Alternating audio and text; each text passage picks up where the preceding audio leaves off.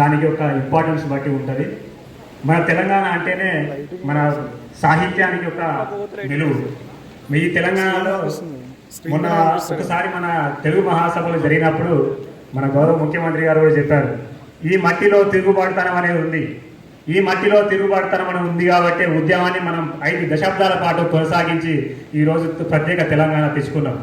కాబట్టి మనందరి లోపల ఆ ఉద్యమ స్ఫూర్తి ఉంది, తిరుగుబాటుతనం అనేది ఉంది. ఈ తిరుగుబాటుతనం అనేది ఇప్పుడు కాదు, మన కవుల నుంచే ఉన్నది. ఒకసారి మనకు బొమ్మెల పోతన గారు కనుక తీసుకున్నట్టయితే అతను ఒక కవిత్వం రాస్తాడు. అది సందర్భం ఏంటంటే అతని దగ్గరికి శ్రీనాథుడు వస్తాడు.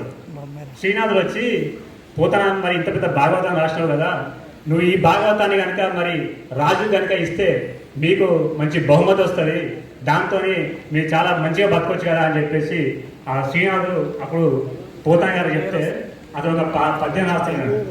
అదేంటంటే, బాలరసాల సాల నవపల్లవ కోమల కాబట్టి అన్నకను గూలకిచ్చి అప్పడు గూడు భుజించుట కంటే సత్కవులు హాలికులైననేమి గహనాంతర సీమ గంధకాములకు దారులైన ఏమి నిజదార సుతోదా పుషణార్థమై.